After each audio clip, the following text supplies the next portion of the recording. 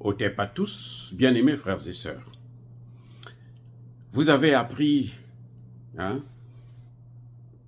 comme moi aussi d'ailleurs, c'est sorti dans un journal bidon, hein, Africa Intelligence, qui dit que la France va reprendre à donner encore les visas au Mali.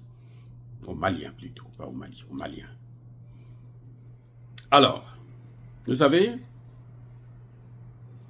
quand j'ai appris ça, je me suis dit, ah bon, ils deviennent gentils. Mais, ça dit que les Français nous prennent pour des, des vauriens. C'est-à-dire qu'ils nous traitent comme si on était des choses. Ils peuvent en faire ce qu'ils veulent. C'est incroyable. Et il y a des gens qui tombent dans le piège. Les Français vont donner des visas. À qui profite le crime? Qui gagne? Vous croyez que c'est les Maliens? Non. Oui, il y a un individu, deux individus, hein, qui seront corrompus, à qui on va donner une maison, qui vont pousser les jeunes à soutenir la politique française. Mais qu'est-ce que le Malien ordinaire a à voir avec le bien d'un individu qui veut sacrifier son pays pour avoir une maison, pour aller visiter la Tour Eiffel? Ça n'a aucun sens. Je vais vous dire une chose, par rapport à mon expérience, en vivant en Italie, en France, aux États-Unis, ainsi de suite. Dans la plupart de ces pays-là, ceux qui ramassent les poubelles, ce sont pour beaucoup des Maliens. En France notamment, les Maliens. Ils travaillent pour la mairie. Hein? Je ne dis pas que c'est un saut métier. Ils travaillent pour la mairie. Et ils sont très bien payés. Mais les Occidentaux, là, les leucodermes, là, eux, ils n'aiment pas faire ça. Pour ça seulement, là, ils ont toujours besoin des Maliens. Seulement pour ce domaine-là, ils ont besoin des Maliens. Dans les restaurants européens et américains, dans les restaurants, ceux qui font la planche, c'est-à-dire ceux qui lavent la vaisselle, pour la plupart, ce sont des Africains. Ils ont besoin de notre main-d'œuvre. On va continuer. Vous savez, le seul fruit que ces voyous-là produisent, ce sont les pommes.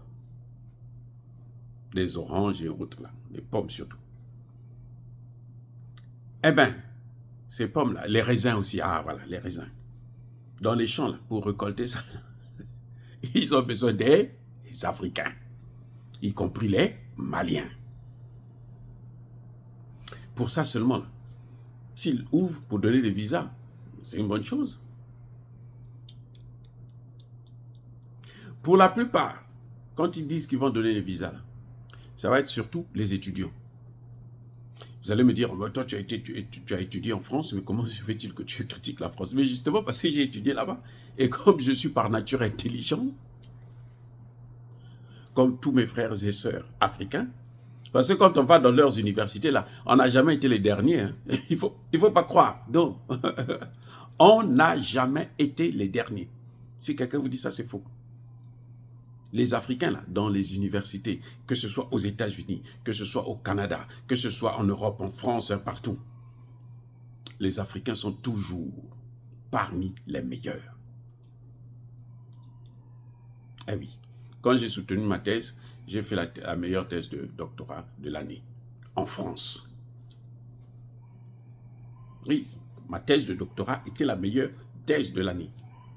On avait choisi 10 thèses, les 10 meilleures thèses. Ma thèse faisait partie de ces 10 meilleures thèses de l'année.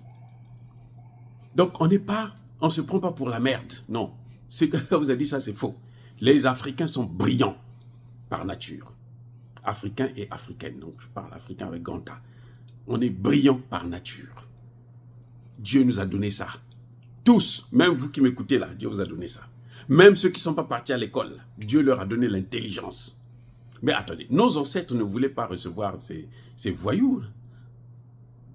même avec leur religion et tout, ils ne voulaient pas parce qu'ils savaient qu'ils avaient mieux.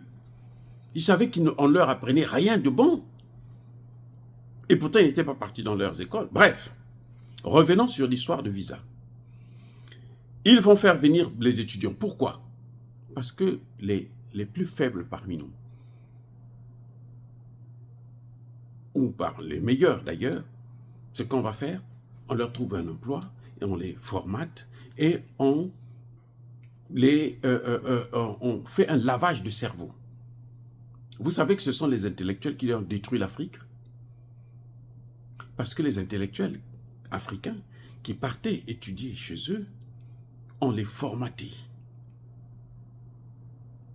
Eh oui, très peu gardaient vraiment la tête sur les épaules. Donc ce problème de visa, si la France accorde des visas, c'est d'abord pour son intérêt personnel. C'est pour l'intérêt de la France, c'est pour le bien de la France. Parce que quand vous êtes coupé d'un pays par rapport à la formation, vous savez, les jeunes qu'on est en train de former aujourd'hui, là, qui vont étudier dans telle ou telle école, mais c'est ceux qui vont commander demain. Mais s'ils ne sont pas venus dans vos écoles, comment vous allez avoir le carnet d'adresse, des relations attachées avec eux? Ça ne va pas être facile. Ce qui a fait que la Chine puisse se lancer en Afrique, là, c'est quoi? Mais parce qu'à un moment donné, la Chine formait beaucoup d'Africains. Ce qui a fait que la Russie est en train de monter en Afrique, c'est quoi? Parce que la Russie forme beaucoup d'Africains. La Russie, à elle seule, forme plus que pratiquement tous les pays européens. La Russie seulement. Et c'est ça qui a fait que, quand la Russie veut venir dans un pays africain, elle sait à qui s'adresser. C'est ça que les Français veulent corriger. C'est pour eux d'abord, leur intérêt. Ça, c'est un. Sur le plan économique, je vais vous dire une chose. Les étudiants qui vont étudier en France, là, moi j'ai étudié en France, ils ne sont pas boursiers comme les étudiants qui vont étudier dans les pays comme la Russie. La Russie vous accorde une bourse en dehors de la bourse de votre propre pays. Vous avez en fait 2 bourses. Ce qui fait que dans nos pays, comme la bourse de nos pays est défaillante, elle vient à contre-gouttes ou au lance-pierre, eh bien vous pouvez vivre avec la bourse soviétique, russe. Et ça vous permet de poursuivre vos études tranquillement. Voyez la différence. Alors qu'en France, ce n'est pas le cas. Si tu n'as pas des parents qui vont financer tes études, tu es obligé de travailler. Et c'est pour ça que beaucoup décrochent. Donc, ça n'a aucun avantage pour nous. Économiquement parlant, le Mali à lui seul, par année, il y a près de, il faut dire, pas moins de 22 000 demandes de visa. Pas moins de 22 000 demandes de visa. Vous voyez? Et pour un visa seulement, ça coûte, la France reçoit au moins 75 €. Vous multipliez par 22 000, c'est presque 1,5 milliard de francs CFA que la France reçoit pour les visas. Mais quand elle rejette votre visa, votre demande, on ne vous rembourse pas l'argent. Vous savez ça, non? J'espère que vous savez. Donc, la France se fait de l'argent. De ce point de vue-là seulement. Maintenant, nous savons qu'avec Air France, beaucoup de ces Maliens qui vont en France voyager par Air France. Ça fait par an, là, au moins 20 000 passagers. C'est encore de l'argent qu'on fait rentrer à Air France. Et nous gagnons quoi là-dedans? 0. Qu'est-ce que nous gagnons? Rien. Donc cette affaire de visa, même si c'est vrai, eh bien, la France peut garder ses visas, peut les donner. Assimi Goïta n'a jamais été en France, que je sache. Il n'a pas étudié en France, que je sache. Mais regardez comment il est brillant. Vous voyez, il est brillant et pourtant il n'a pas étudié en France.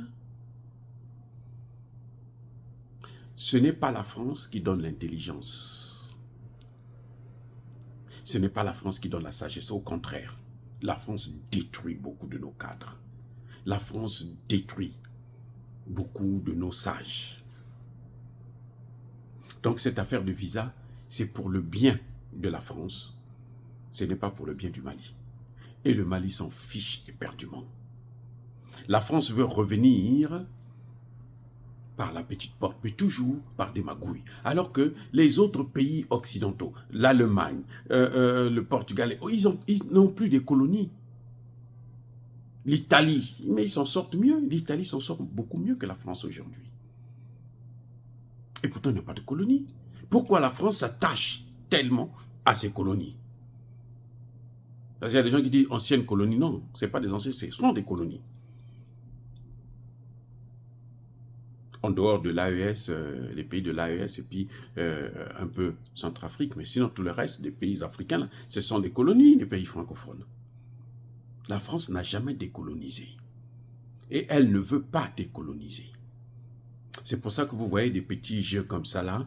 Elle pense qu'on est toujours bête et on restera bête pour qu'avec un visa, on puisse lui donner le pétrole, le gaz, l'or et autres qu'il y a au Mali.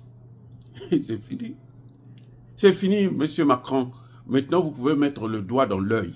Vous n'aurez plus ce que vous aviez l'habitude d'avoir.